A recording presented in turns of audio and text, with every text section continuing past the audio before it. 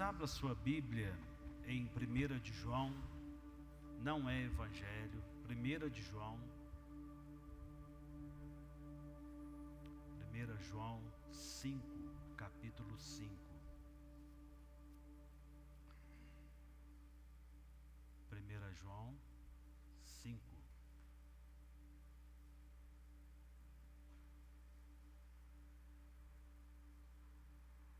Versículo 1. Amém? Glória a Deus. Diz assim a palavra: todo aquele que crê que Jesus é o Cristo é nascido de Deus.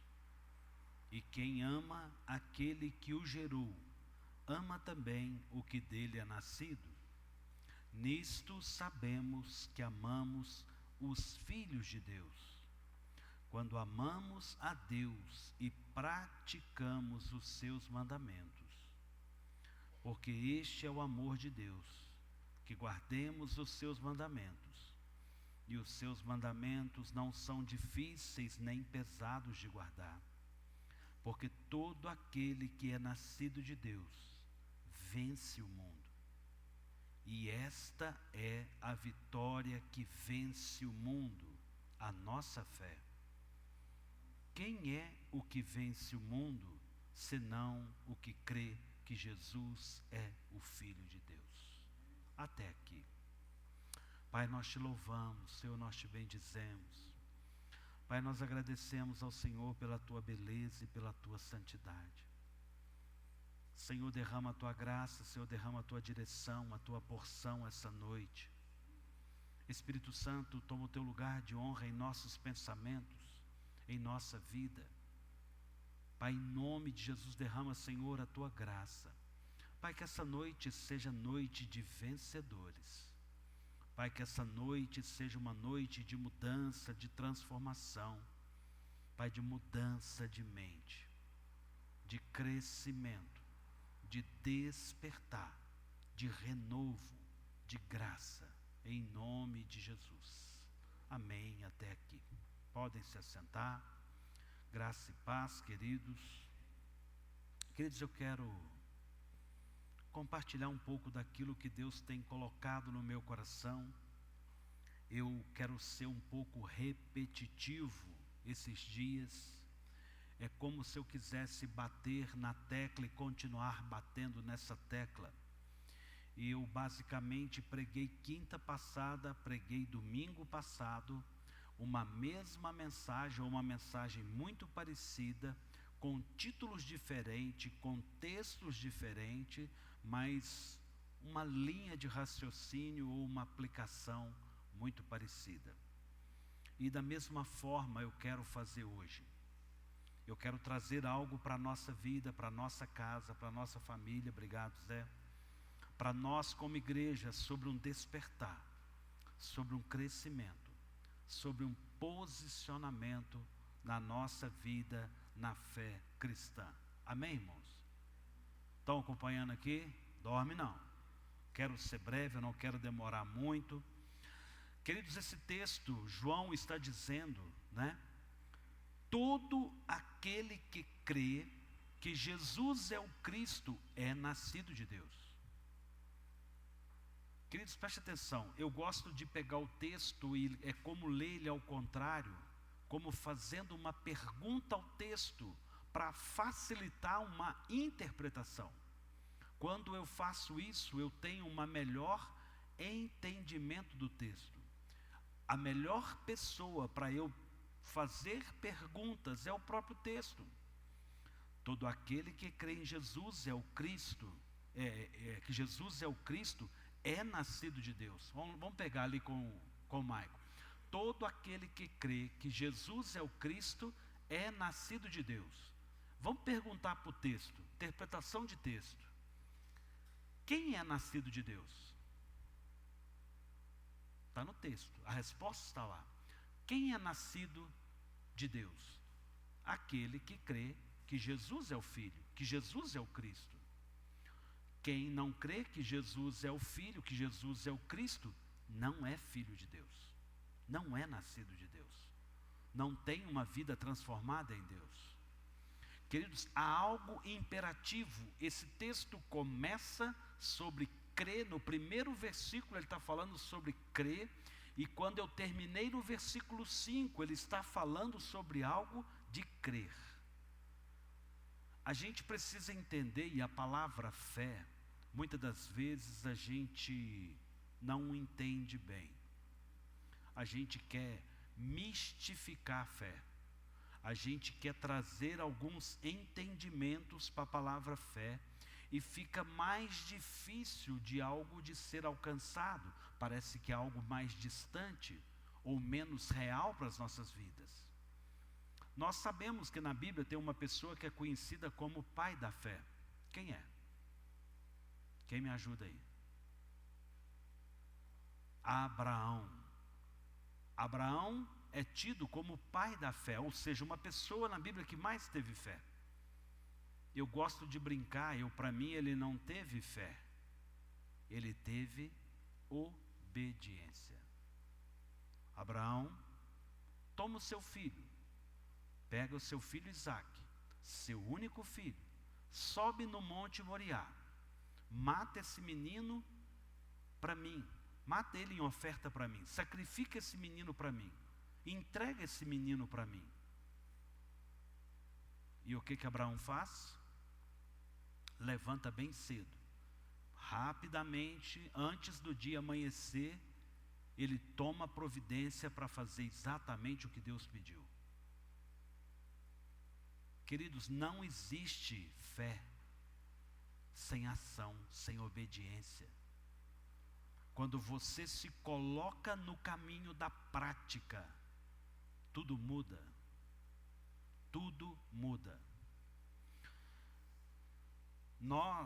Outro dia eu preguei aqui, vou voltar aqui porque o Espírito Santo trouxe. Augusto Cury é o pai da síndrome do pensamento acelerado. É o cientista que trabalha essa síndrome, essa doença, esse mal que nos assombra hoje, que a gente pensa demais, isso nos consome demais, e a gente precisa pensar no lugar de fazer mais. Imagina Abraão, nossa, será que foi Deus mesmo que falou? Será que eu obedeço? Se eu subir, eu vou ter que levar o fogo, eu vou ter que levar a lenha, eu vou ter que levar uma faca, eu vou ter que levar um monte de gente comigo, eu tenho que caminhar 3 dias, mas eu acho que eu vou estar cansado amanhã, eu não sei se amanhã é um bom dia para matar meu filho, e ele começar a pensar um monte de coisa. Ele vai fazer? Não vai. Vai nascer no coração dele o quê? Só dúvida. Só dúvida. Então, Abraão realmente se coloca num caminho de fazer. Ou seja, a verdadeira fé é sobre um posicionamento, crer. Eu não sei o que vai dar não, mas eu vou fazer. Se ele mandou ir lá, eu vou. Se ele mandou levar o menino, eu vou levar. É fundamental amar a Deus, é fundamental amar a Deus Pai, Deus Filho. Isso, crer que Jesus é o Filho. Esse texto de 1 João, todo o 1 João é muito denso, tem muita informação. Quando João está escrevendo, e quem ama aquele que gerou, ama também o que dele é nascido. Ou seja, não, pode voltar lá. Ou seja, quem ama aquele que o gerou? Quem gerou Jesus? Deus. Ama também o que dele é nascido.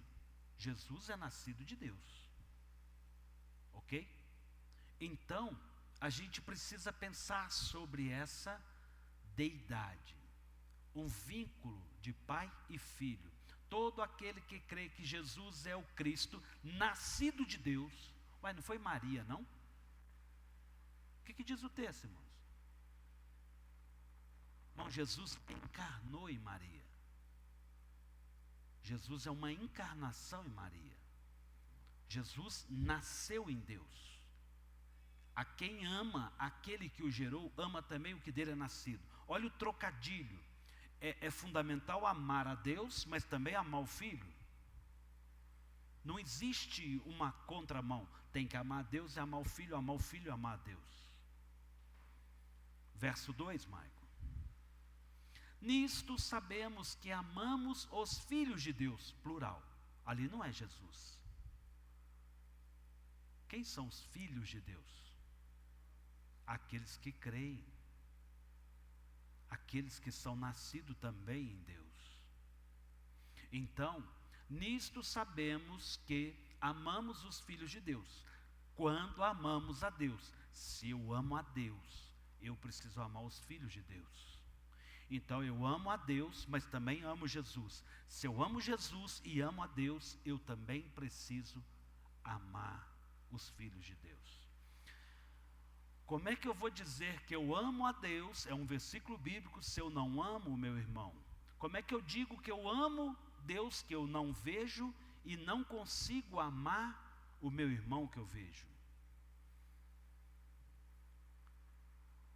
Quando amamos a Deus e praticamos os seus mandamentos. Então, amar a Deus, amar Jesus, amar os filhos, tudo isso é legal, mas é preciso praticar a palavra. Se você não se der o lugar de praticar a palavra, você quebrou, é como uma engrenagem. A vida espiritual, ela é uma engrenagem. Se faltar uma delas, é como que a bênção está girando, mas você não está se movimentando. Você não consegue viver o lugar que Deus tem para você. Você vai começar a ver as pessoas sendo abençoadas, a vida das pessoas estão andando, tem sentido, e a sua está parada. Verso 3, Maico.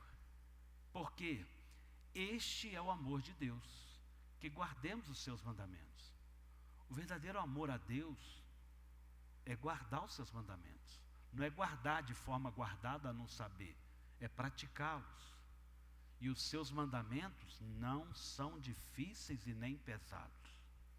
Aquilo que Deus requer de você aqui essa noite, aquilo que Deus quer que você obedeça essa noite, aquilo que Ele quer ministrar na sua vida essa noite, não é pesado, não é difícil de ser compreendido, mas precisa de um posicionamento, precisa-se de uma decisão. O verdadeiro amor é amar o Pai, o Filho, o Filho, Jesus, o Filho de Deus, e amar é praticar a verdade, praticar os mandamentos. Quem nasceu de Deus é vencedor, vence o mundo. Não tem meio termo. Olha, eu acho que quem conseguir viver em Deus, amar em Deus, viver em Jesus, crer em Jesus, amar os filhos de Deus, praticar a palavra que não é difícil, não é pesada, esse vence o mundo. Não tem um eu acho no texto. Vamos lá. Porque este é o amor de Deus, que guardemos os seus mandamentos, e os seus mandamentos não são difíceis de guardar, verso 4. Porque todo que é nascido de Deus vence o mundo. Isso é uma pergunta, é uma dúvida, porque todo que é nascido de Deus vence o mundo. Queridos, no mundo tereis aflições, mas tende bom ânimo, porque eu venci. Em Cristo nós somos mais do que vencedores. Nós precisamos pensar sobre isso. E esta é a vitória que vence o mundo, a nossa fé. Uau, pastor, eu não tenho fé, por isso que eu não venço então. Eu amo Jesus, eu amo o Filho de Deus que é Cristo, eu amo os irmãos, mas eu não tenho fé. Não, é mais simples do que você pensa. Verso 5. quem é o que vence o mundo, senão aquele que crê que Jesus é o Filho de Deus? É uma condição de crer. O crer no sentido de uma convicção que Jesus é o Filho de Deus. Irmãos, parece que imaginar um Jesus religioso é mais fácil do que imaginar o Jesus filho de Maria, né? Ou aquele que encarnou em Maria, que tem uma estrutura familiar em José, que tem irmãos. Irmãos, é muito mais fácil para mim e para você hoje crer em Jesus do que as pessoas de antigamente. As pessoas que estavam caminhando com Jesus, olhando assim, ué, mas a ela é filha do Zé Maria, mas ela é filha da Elci, a ela a gente conhece, a ela é lá de Betim. Para aquela pessoa daquele tempo, como é que pode alguém que é do nosso meio ser Deus? Era algo mais difícil. Mas para mim e para você, que não consegue muito bem enxergar o Jesus como filho do carpinteiro, como alguém que era uma vida comum, alguém que deve ter adoecido, passado mal, sentido as suas indisposições, cortado o dedo na carpintaria do pai, se machucado. Como é que você olha para aquela pessoa e entende que ele é Deus? Então há uma diferença para nós. Isso nos torna mais fácil de nos posicionar, de crer que Jesus verdadeiramente é o Filho de Deus. Por que isso? O que é um experimento científico? É algo que diversas vezes foi analisado, foi trazido um resultado e você tem uma explicação de alguma coisa. Quando você joga água no fogo, o fogo se apaga. Isso é um dado científico. A água apaga o fogo. Você faz uma vez, apagou, faz outra vez, apagou, faz terceira vez, apagou. Então, aquelas pessoas de antigamente, é como se elas não tivessem muito argumento, artifício, dado científico, para entender que Jesus era o Cristo, o Filho de Deus vivo. Para muitos, Jesus era o filho do carpinteiro. Porque seu pai era carpinteiro, José era carpinteiro, fazedor de móveis. Então eu e você precisamos entender, dar um passo para trás, enxergar o todo e falar assim, olha, eu creio que Jesus é o Filho de Deus. Eu tenho como eu creio. A Bíblia me garante.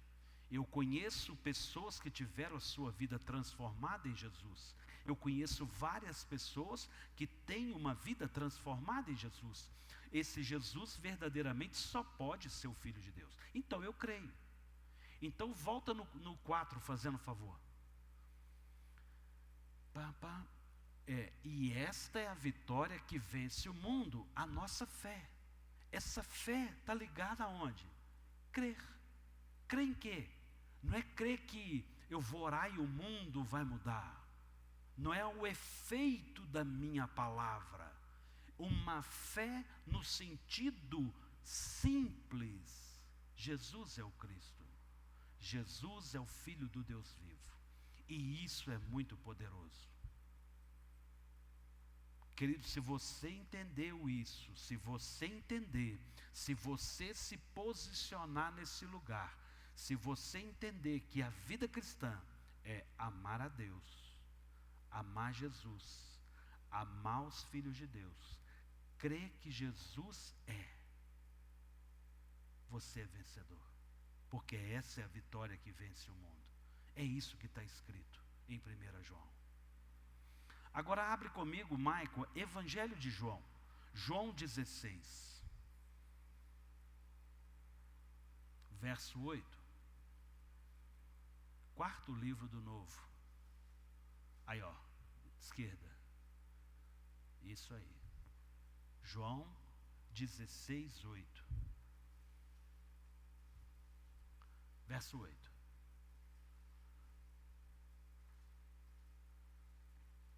Quando ele vier, se lermos o verso 7 para trás, que é o Espírito Santo, né? Então, quando o Espírito Santo vier, o Espírito Santo convencerá o mundo do pecado, da justiça e do juízo. Do pecado, porque eles não creem em mim. Volta no 7, perdão, no 8. Quando o Espírito Santo vier, ele convencerá o mundo do pecado. Isso é singular. Queridos, a gente brinca, não existe pecadão e pecadinho. E existe pecado e pecados. E é muito diferente. A Bíblia faz uma distinção muito grande entre o verdadeiro pecado e as coisas erradas que nós fazemos. E o pecado, o verdadeiro pecado, é não crer em Jesus. Jesus não morreu para que as pessoas parassem de fumar. Jesus não morreu para que as pessoas parassem de beber. Jesus não morreu para que famílias fossem restauradas. Jesus não morreu para que as pessoas tivessem casa própria. Jesus não morreu para que as pessoas tivessem um bom carro. Jesus morreu porque elas vão para o inferno se não creem em Jesus. As pessoas vão para o inferno porque não têm Jesus. Então, o verdadeiro pecado é não crer em Jesus. Agora, aquele que é filho, aquele que relaciona com Deus, com seus mandamentos, tem prazer de não beber, não fumar, não matar e tantas coisas. Porque essa é uma vida normal.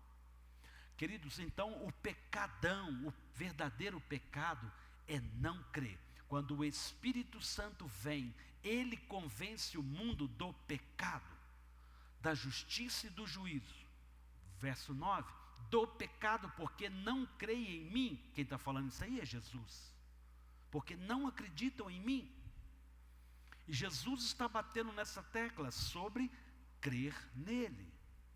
Quem crer em mim, obras ainda maiores fará. Quem crer em mim será salvo. Queridos, a gente poderia pegar vários versículos sobre essa palavra de crer. Mas eu não quero entrar por aí. Queridos, é fundamental crer em Jesus. Uma vida vencedora é crendo em Jesus. Quando eu creio, quando eu tomo posse desse lugar de crer, muitas coisas mudam a nossa vida. Maico, Antigo Testamento, Isaías 59.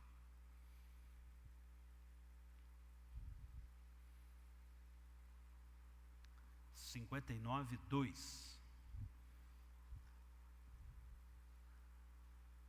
Mas as iniquidades de vocês faz separação entre vocês e o seu Deus, e os seus pecados que vocês cometem o levam a esconder o seu rosto de vocês, para não ouvir os seus pedidos.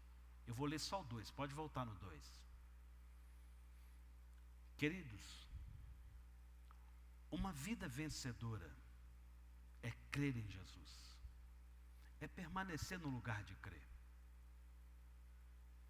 Quando eu creio, eu estou no lugar de experimentar muitas coisas de mudança na minha vida.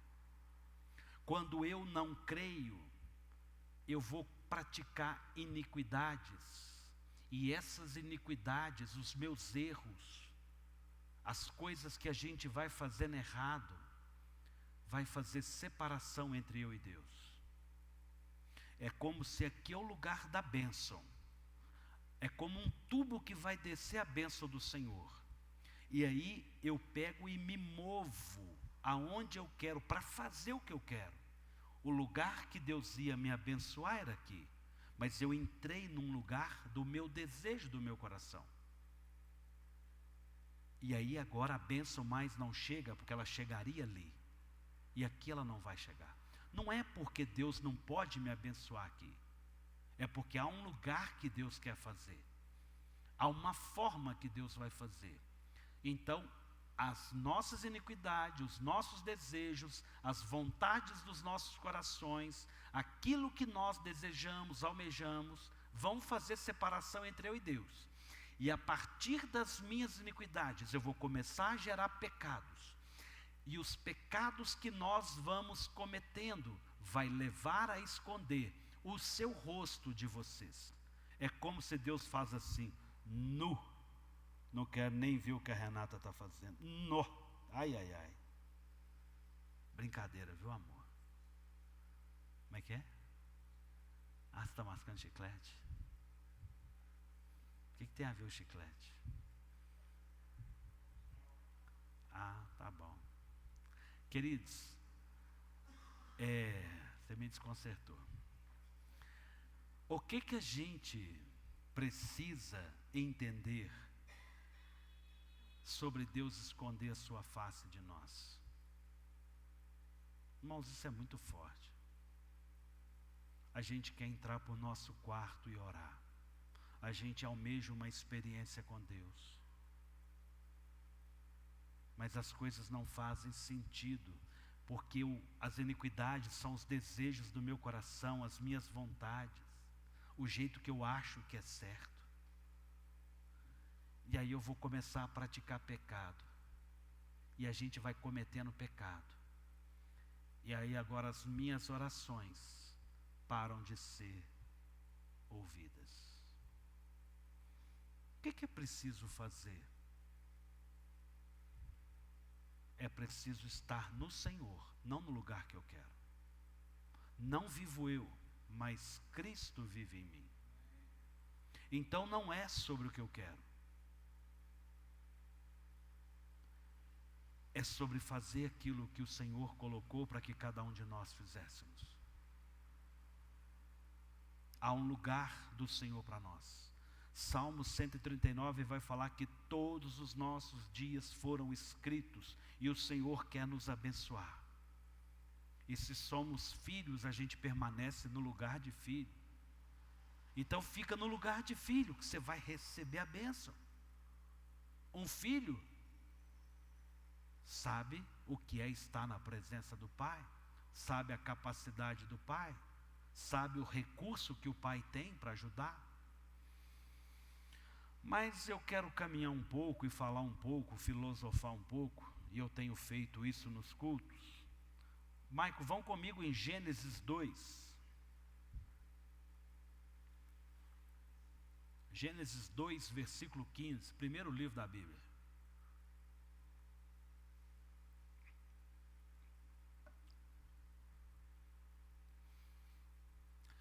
O Senhor Deus tomou o homem e o colocou no jardim do Éden para cultivar e guardar. Segura aí. Para cultivar e guardar. Deus criou o homem e colocou o homem num lugar ruim, não foi? Não. O Éden era um lugar espetacular. O projeto de Deus é que a gente esteja num lugar de bênção. Estar neste lugar que Deus requer de nós é um lugar de bênção e de provisão. Neste lugar, algumas coisas você não deve fazer. E vai dizer o texto. E o Senhor Deus tomou o homem e colocou no jardim do Éden para cultivar e guardar. Cultivar e guardar. Irmãos, eu preciso cultivar e guardar essa igreja. Guardar é proteger. As coisas que estão aqui precisam estar funcionando, precisam estar limpas, precisa estar disponível para cada fim de tudo. Mas cultivar é o quê? As pessoas que aqui estão sendo alimentadas espiritualmente, estão crescendo espiritualmente, o rebanho está crescendo. Então cultivar e guardar no sentido aqui da igreja, é ter noção aqui do todo. Cada um de nós somos chamados a cultivar e guardar esse lugar. Mas vamos lá para a nossa casa. Eu preciso cultivar e guardar a nossa casa. Nós precisamos cultivar e guardar a nossa família. Nós precisamos cultivar e guardar o nosso casamento. Isso é algo imperativo. Quando Deus cria o homem, é algo sobre cultivar e guardar. Verso 16. E o Senhor Deus ordenou ao homem: de toda a árvore do jardim você pode comer livremente. Toda você pode comer livremente. Verso 17. Mas da árvore do conhecimento do bem e do mal você não deve comer, porque no dia em que dela comer, você certamente morrerá. Então, para estar na presença do Senhor, para estar no canal da bênção, usufruir do Éden de Deus na nossa vida, uma coisa não deve ser feita. Uma coisa não deve ser feita. E a gente precisa pensar que eu posso todas as coisas naquele que me fortalece. Isso é verdade. Posso todas as coisas, mas nem tudo me convém. Posso todas as coisas, mas não vou me deixar ser dominado pelas coisas. Isso tudo é versículo bíblico. Então eu preciso estar e saber o que eu devo e o que eu não devo. Eu, como pai, ensino meu filho, vou pegar o Vitor como exemplo, do que ele pode fazer e do que ele não pode fazer lá em casa. E eu preciso ser transparente com ele: filho, isso eu não aceito, isso eu aceito. Porque eu estou cultivando e guardando a nossa família. Aqui na igreja eu vou falar: queridos, isso pode, isso não pode. Então a gente precisa entender o lugar da responsabilidade. Verso 18, mãe. Deixa eu ver, acho que eu queria só até aí mesmo. E o Senhor Deus disse ainda: não é bom que o homem esteja só, farei para ele uma auxiliadora que lhe seja semelhante a ele e que seja idônea. Deus vai preparar o homem. Queridos, a bênção de Deus, ela acontece na nossa vida dentro de uma organização. A partir da hora que o homem entende que é para cultivar e guardar, Deus tem outra bênção para ele, que seria a mulher. Tem coisas na nossa vida que só irão acontecer quando a gente estiver no lugar certo, no lugar da bênção. Então está tudo certo, Adão está lá, os bichos são dados nome, as coisas estão fluindo, e vem a mulher. E a mulher não é maldição. É todo um contexto e não é o foco da mensagem. Mas vai comigo no verso 24, Maico. Mesmo Gênesis 2, 24. Então Deus cria o homem, e ele tem que cultivar e guardar. Por ele entender a mensagem, Deus dá para ele uma mulher e orienta ele. Por isso o homem deixa o seu pai e a sua mãe e se une à sua mulher, tornando os dois uma só carne. Quem era a sogra de Adão? Como é que ele vai deixar pai e mãe? Como é que Adão e Eva iam deixar pai e mãe? Irmãos, isso é tão sério para a gente pensar. Não existia essa figura ainda. Mas já na Bíblia, Deus registrou para nós um casamento saudável, uma vida construída com a sua esposa. É dois. É fundamental romper-se no sentido de crescer. Não é mais os ditos de papai e mamãe que vai edificar a minha casa. Irmãos, nós precisamos nos posicionar de uma maneira muito firme a isso. Eu não fugi do contexto daquela mensagem que eu estava falando. Eu preciso crer em Deus Pai, Deus Filho, crer nos irmãos, nos filhos de Deus, praticar a palavra, crendo que Jesus é o Cristo, para que eu seja vencedor. Aí eu vou em Isaías, Porque quando eu perco esse lugar, as minhas orações não são mais ouvidas. Porque é preciso permanecer num lugar. É preciso receber a bênção. É preciso ser praticante da bênção. E se há um texto que fala para mim que um bom casamento do meu filho, ele precisa ganhar o mundo, ser dono da vida dele. Posso eu querer que o Vitor amanhã case e vai morar lá em casa, irmãos? Irmãos, é negligenciar a palavra de Deus.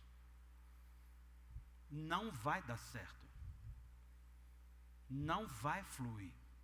Não tem jeito de fluir. Eu estou quebrando princípios.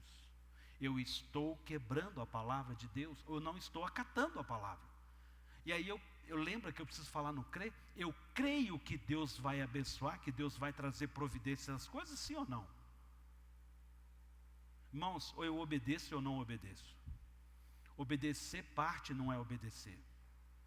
Obedecer fora do tempo não é obedecer. Eu falo para o Vitor: filho, pega meu chinelo para mim. Exemplo, tá, irmãos? Ô pai, já vou. Filho, pega o chinelo para mim. Aí ele vai, depois de um tempo. Isso não é obedecer. A obediência fora do tempo, ela não é obediência. Não é obediência. Queridos, a gente precisa entender, obedecer.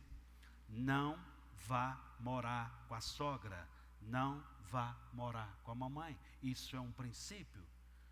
Por isso o homem deixa pai e mãe, se une à sua mulher, tornando os dois uma só carne. É os dois. Eu queria pegar como primeira parte de uma importância, que era o primeiro texto de Gênesis 2:15, que tem coisas que nós podemos fazer, tem coisas que nós não podemos fazer. Então Gênesis 2:15 é claro, há um lugar para você estar, e você deve comer de tudo exceto. E agora, segundo ponto, Gênesis 2:24, é sobre realmente unir-se à sua mulher. Isso é o lugar da bênção, isso é o caminho da vitória. Michael, Êxodo 20, verso 2.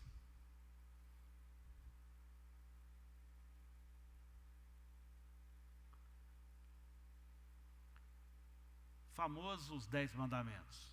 Eu sou o Senhor, o seu Deus, que o tirei da terra do Egito, da casa da servidão. Pode deixar aí.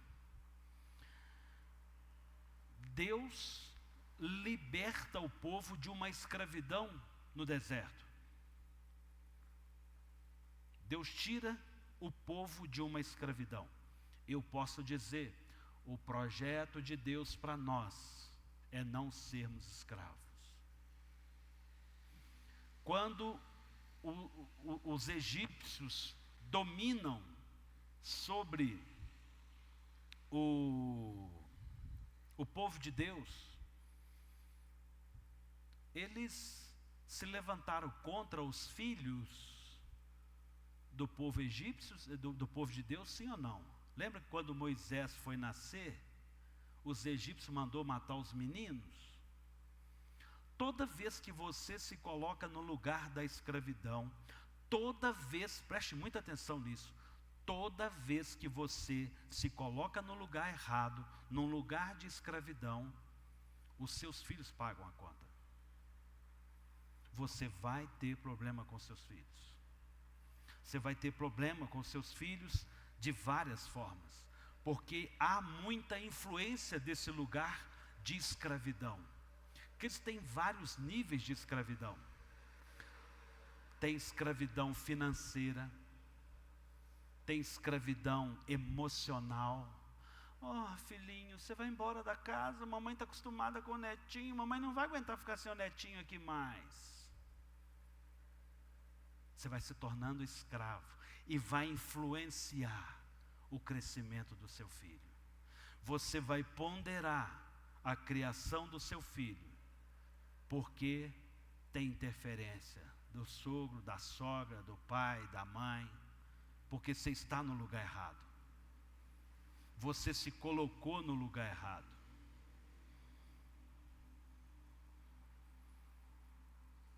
Queridos, é preciso saber em qual lugar está. Não poderia comer da árvore do conhecimento do bem e do mal, mas não se comeu da árvore da vida. Hoje nós pecamos, porque a gente quer estar em algum lugar e comer da árvore da vida, mas a gente não acha ela, porque ela nos foi tirada. Quando o homem está no lugar errado, ele não vai achar a árvore da vida. A árvore da vida está para quem está no lugar de Deus, quem está conectado em Deus, quem está em obediência à palavra. Quem entra na terra prometida, come do melhor da terra. O que é a terra de Canaã? Cacho de uva, que era desse tamanho, terra que mana leite e mel. Mas é preciso crer que, embora essa terra tenha gigantes a ser vencido, eu vou alcançar, eu vou entrar.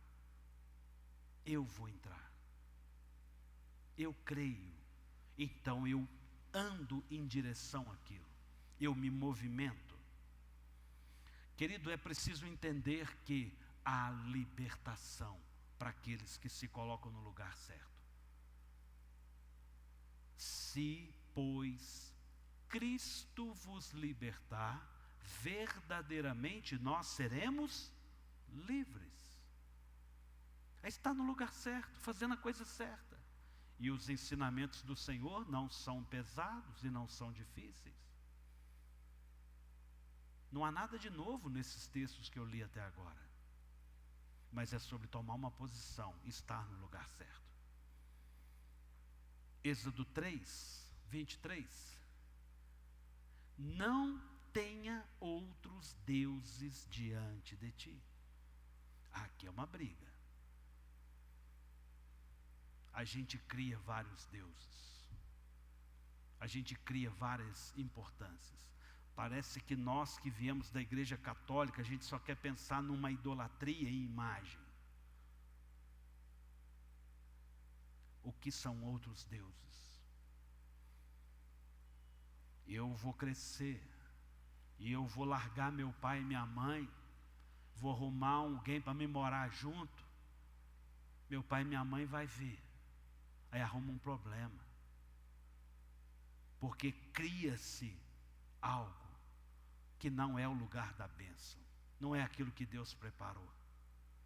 E aí você vai tomando ação, você vai colocar como alguma coisa sendo muito importante para você a ser alcançada, que não estava no lugar da bênção para você. Não foi Deus que te deu. Você atropelou os processos. São as coisas que você estava vivendo, de Isaías 59, verso 4. Não faça para você imagens de escultura, nem semelhança alguma do que há em cima do céu, nem embaixo da terra, nem das águas, nem debaixo da terra. Queridos, não faça nenhum ídolo. Primeiro Deus, e agora imagem. Queridos, as imagens de escultura são símbolos culturais de adoração do povo pagão. Biblicamente, tudo aquilo que você adora, você se assemelha ao que você adora. Se você adora o dinheiro, você fica avarento.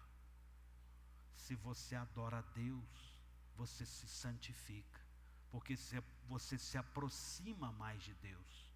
Você vai ser mais cristão, porque você está trazendo mais daquilo que reflete em você. Estou pegando 2 exemplos.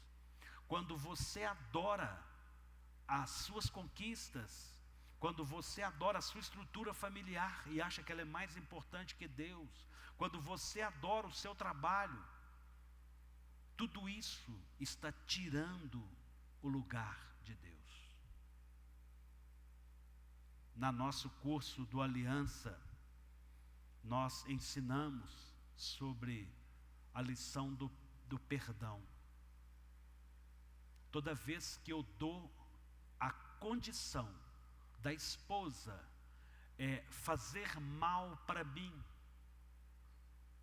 eu tirei Deus do lugar de maior importância na minha vida e dei a ela. Porque se ela consegue me desorganizar e me fazer tanto mal, é porque alguém que deveria estar no lugar certo, que é Deus, no lugar de crer, não está mais.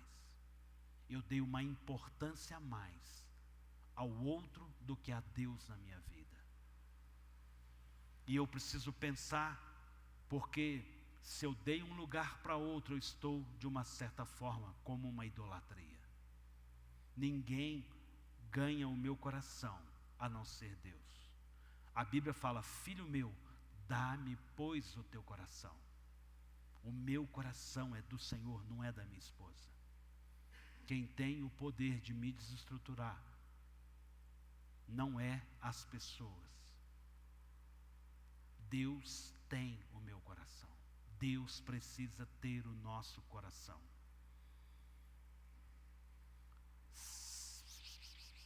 Sete, Maico. Não tome o nome do Senhor, seu Deus, em vão, porque o Senhor não terá por inocente o que tomar o seu nome em vão. Queridos, nós temos uma religiosidade imbuída dentro da gente. Não, eu creio em Deus, eu sou filho de Deus, da boca para fora. Primeiro aperto, a gente se perde. E a gente precisa tomar muito cuidado, que quando eu falo de Deus sem uma propriedade, quando eu não dou lugar a Deus certo na minha vida, Deus não vai me ter por inocente. Deus não vai aliviar. Irmãos, Deus vai tampar a cara mesmo e falar assim: eu vou deixar o bambu lascar. Irmãos, tem 2000 anos que a Bíblia está escrito. Mais de 2000 anos.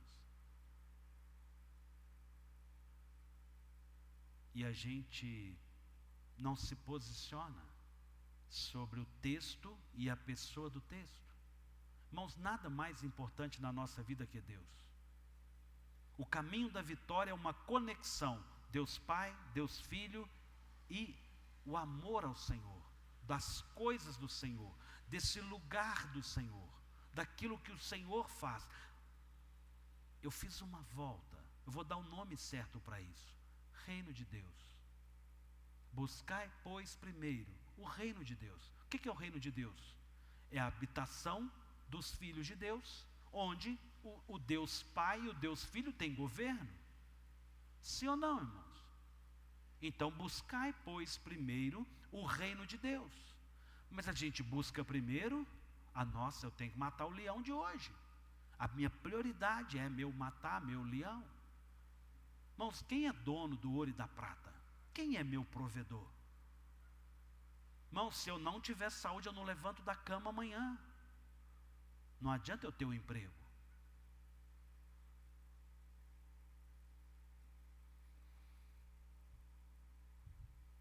É preciso saber muito bem quem é Deus. É preciso estar no lugar muito certo.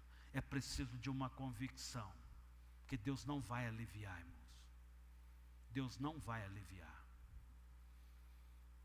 Verso 8.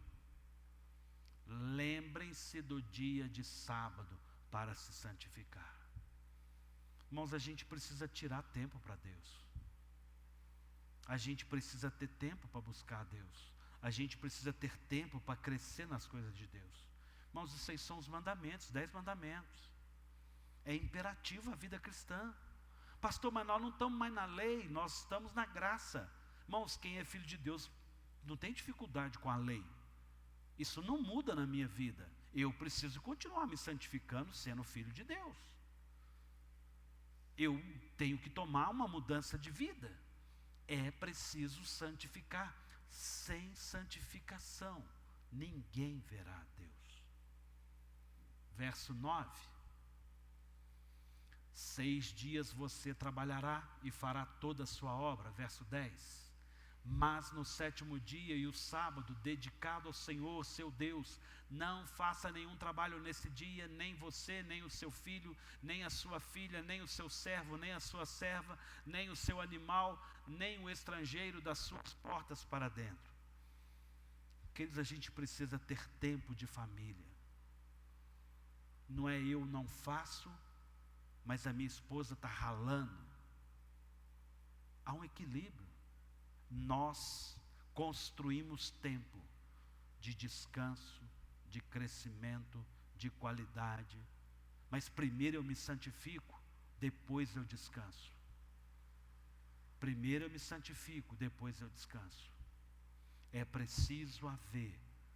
Esse descanso, eu não quero ser incisivo de estar de braços cruzados, mas construir algo na família. Pastor, a minha família está um caos, porque a gente negligencia coisas que a gente deveria fazer. A gente não santifica, a gente não senta a família junto para edificar, para santificar, para falar, para sermos. Como que a gente deveria parar um dia para cuidar da família, das coisas, se a gente vive a família dos aglutinados? Pai e mãe interferindo na vida de todo mundo participando, uma vida tudo bagunçada. Você nunca vai conseguir viver isso.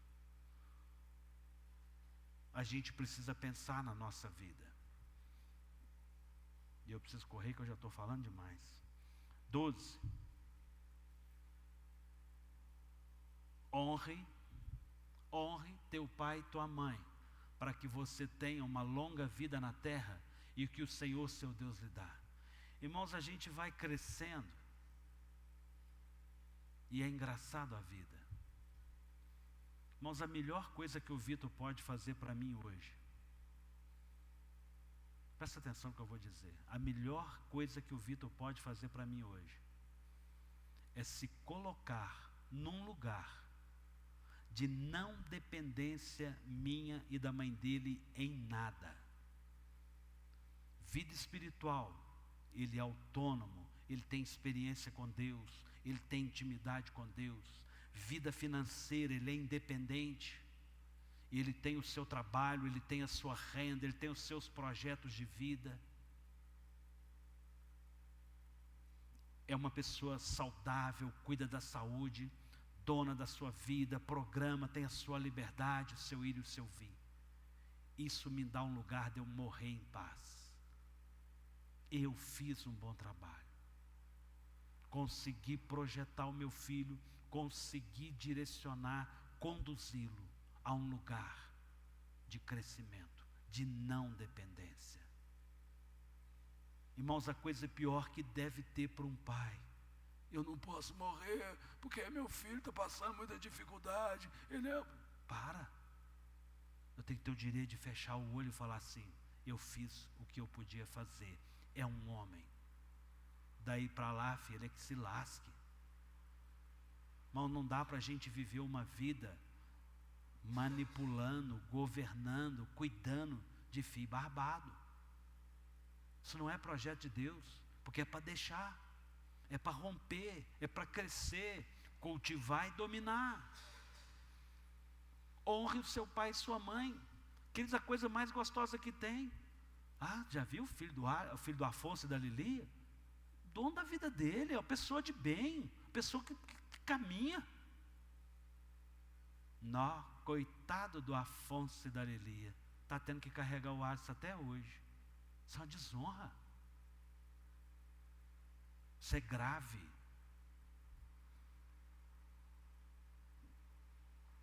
(13) Não mate. Pastor, não tem nem revólver. Queridos, não mate. Não mate os sonhos dos nossos filhos. Não mate os sonhos da nossa esposa. Não mate ministérios. Não mate experiências das pessoas. Queridos, eu falei domingo aqui, pessoas que não têm intimidade com o Espírito Santo. Porque os pais não foram um exemplo de crescimento, ou foi o oposto disso. O oposto disso. Cuidado para a gente não matar, não interromper o projeto de Deus na vida das pessoas. 14. Não cometa adultério. Não cometa adultério. Queridos, o que é adultério? Desejar o outro, estar envolvido com o outro. Tem pastores que adulteram, largando a esposa para ficar só por conta da igreja. Irmãos, isso é sério. Não é um relacionamento sexual que eu estou dizendo. Não tem tempo para casa. Eu só tenho tempo para o trabalho. Adultera com o trabalho. Vive para o trabalho, não vive para a família. Não vive o relacionamento. Não vive o ambiente comum do lar. Pratica-se adultério. Não cuida um do outro. 15. Não furte. Não furte, não roube. Isso continua valendo, irmãos. Irmãos, até hoje uma caneta tem que ficar amarrada na igreja.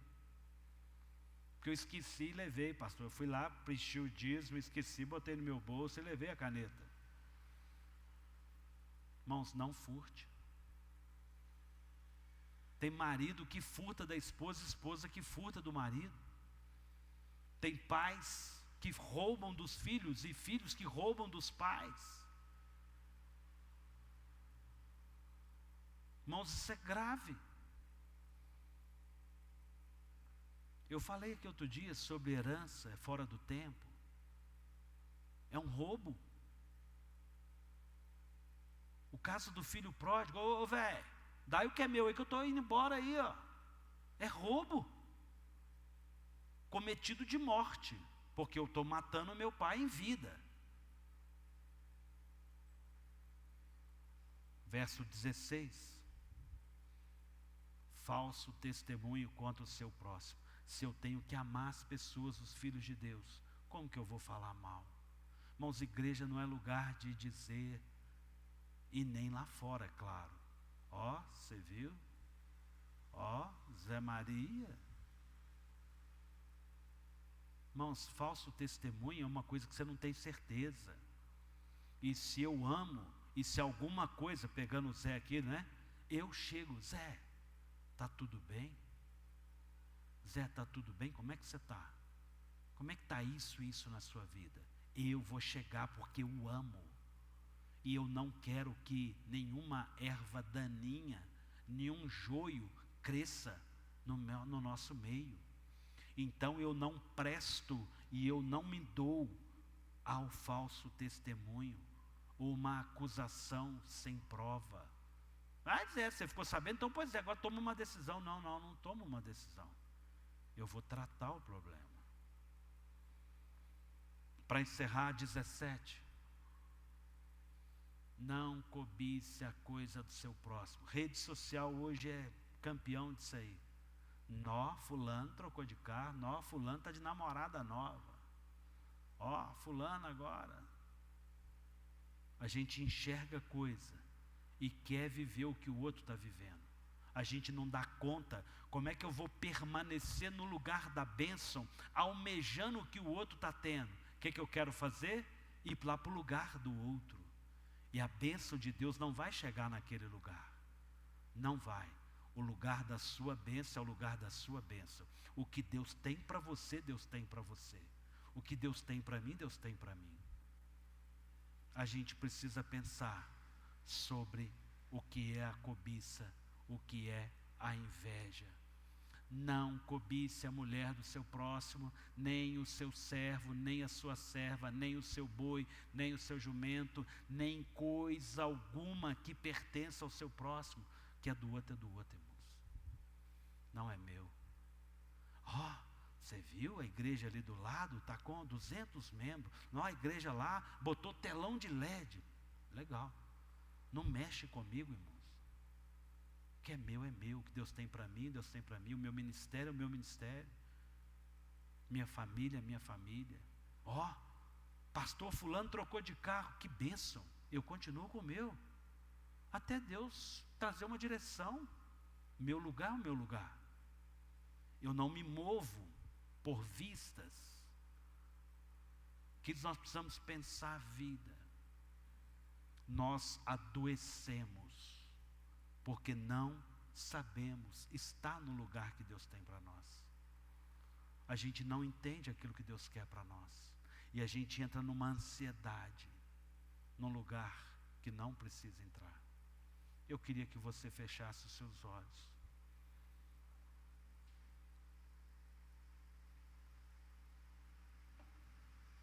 Santo, santo é o teu nome, Senhor.